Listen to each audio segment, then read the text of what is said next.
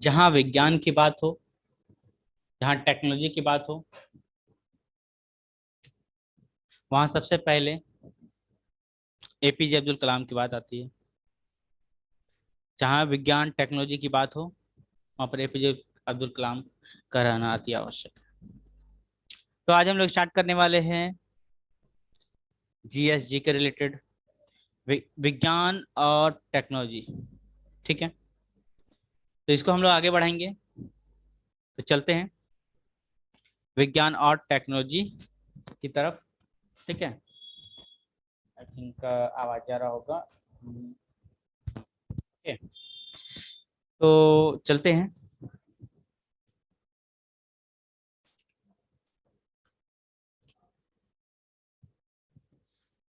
भारत के, स्पेशली हम लोग भारत के ऊपर डिस्कस करेंगे, तो भारत के टेक्नोलॉजी, ठीक है, और अंतरिक्ष यात्रा कहाँ से कहाँ तक शुरुआत था, कहाँ से कहाँ तक सफल हुआ, और ऐसे महापुरुष को हम लोग देख सक रहे हैं जो हर एक भारत के नागरिक में जीवंत है।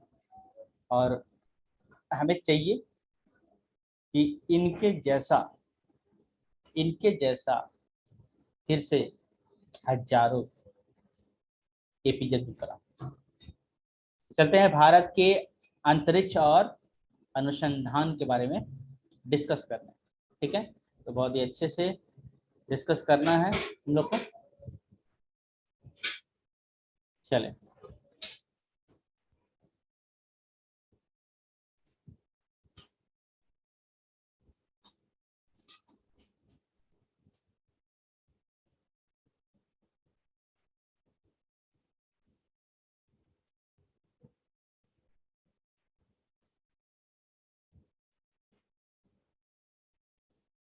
तो आज हम लोग बात कर रहे हैं भारत के अनुसंधान की।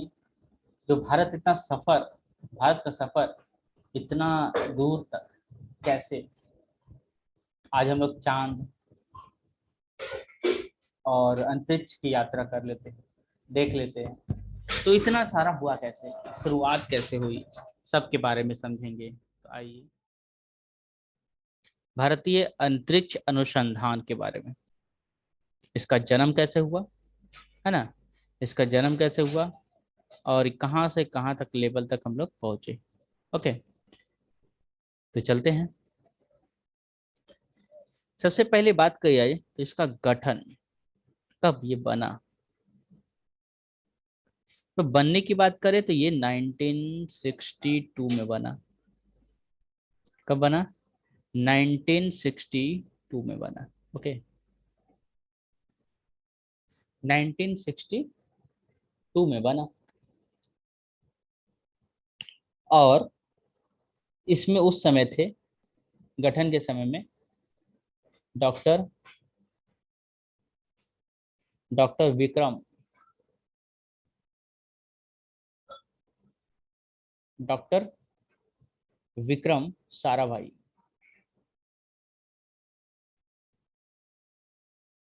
विक्रम साराभाई, ठीक है, जिनको कहा जाता है, जिनको क्या कहा जाता है, जनक कहा जाता है। जनक मतलब पिता, फाउंडर, जनक कहा जाता है। किस चीज का जनक? तो भारतीय अनुसंधान का जनक। जी हाँ, जनक, जनक कहा जाता है। सॉरी, जनक का जनक मतलब पिता। सबसे पहले इन्होंने ही, ठीक है, और इन्हीं की, ये क्या थे, अध्यक्ष थे, इन्हीं की अध्यक्षता के हिसाब में हुआ था, इन्हीं की अध्यक्षता में हुआ था। और इन्होंने ही इन्होंने ही क्या किया था, परमाणु ऊर्जा, परमाणु परमाणु ऊर्जा विभाग को, ग्रुप था, परमाणु विभाग के अंतर्गत कार्य भी, सबसे पहले कार्य भी करना आरंभ किया। ठीक है, सबसे पहले इन्होंने कार्य करना स्टार्ट किया। अच्छा, अब इसकी बात करें तो इसका गठन कब हुआ था, है ना। इसका गठन कब हुआ था, तो गठन तो हुआ इतना अब क्या गठन के बाद एक होता है पुनर्गठन। गठन के बाद होता है पुनर्गठन। कौन सा पुनर्गठन, इसका पुनर्गठन। तो इसको लेकर एक समिति बनाई गई। क्या बनाई गई, समिति बनाई गई, जिसका नाम पड़ा भारतीय अंतरिक्ष भारतीय अंतरिक्ष अनुसंधान समिति। ठीक है। अब बनने के बाद ये कब बनाया गया, 15 अगस्त 15 अगस्त 1969 में डॉक्टर विक्रम साराभाई की अध्यक्षता में 15 अगस्त 1969 में इसका नाम पड़ा इसरो। इसरो के इतिहास, इसरो की स्थापना हुई और इसमें क्या काम को ठीक से चलाने के लिए अंतरिक्ष आयोग बनाए गए। अंतरिक्ष आयोग बनाए गए और अंतरिक्ष विभाग भी बनाए गए। सॉरी, यहाँ पर अंतरिक्ष विभाग बनाए गए। ठीक है।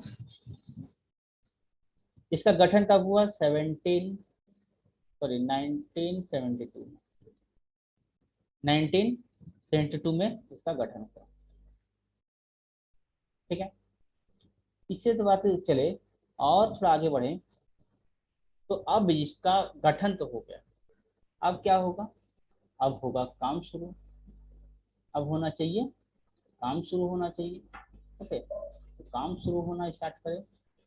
काम कैसे शुरू हुआ, है ना। तो काम शुरू हुआ, अब कार्य स्टार्ट होगा।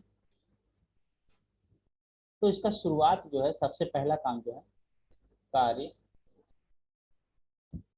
की शुरुआत। कार्य की शुरुआत कब हुई, तो कार्य की शुरुआत हुई 1963 में। कहाँ पर, मोस्ट इंपॉर्टेंट टॉपिक है ये,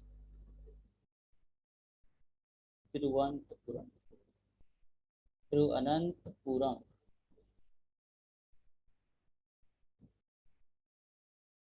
ठीक है। तिरुवनंतपुरम स्थित में स्थित है, क्या स्थित है, मेरी मेरी मैकडैलेन। मेरी मैकडैलेन चर्च, इसमें से शुरुआत हुआ। इसमें क्या था, एक कमरा था और उसी कमरे से स्टार्ट हुआ। और उसके बाद देखा गया तो 21 नवंबर 21 नवंबर 1963 को पहला, देश का पहला साउंडिंग रॉकेट,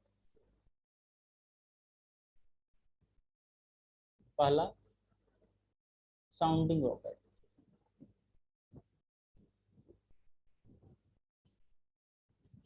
पहला साउंडिंग रॉकेट छोड़ा गया, जिसका नाम था नाइक 22। नाइक 22 ये किसने बनाया था, अमेरिका ने, अमेरिका द्वारा निर्मित था। ठीक है। अमेरिका निर्मित था, जो इसी को थुम्बा थुम्बा के कहाँ पर इसको रिसर्च किया गया ना, तो थुम्बा जगह पर, कौन सा जगह पर, थुम्बा।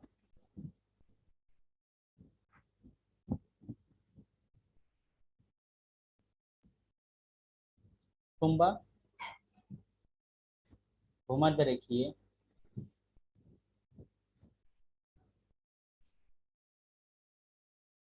भूमध्य रेखीय रॉकेट रॉकेट प्रक्षेपण केंद्र, मतलब वहां पर चेक किया जाता है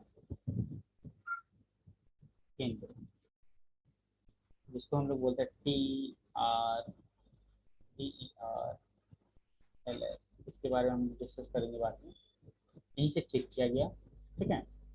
तो ये सारे थी, और शुरुआत हम लोग का ऐसे हुआ। अब हम लोग आगे पढ़ते हैं कि कौन कौन सा और कब कब अंतरिक्ष से यान छूटे गए, वो नेक्स्ट टॉपिक में हम लोग पढ़ते हैं।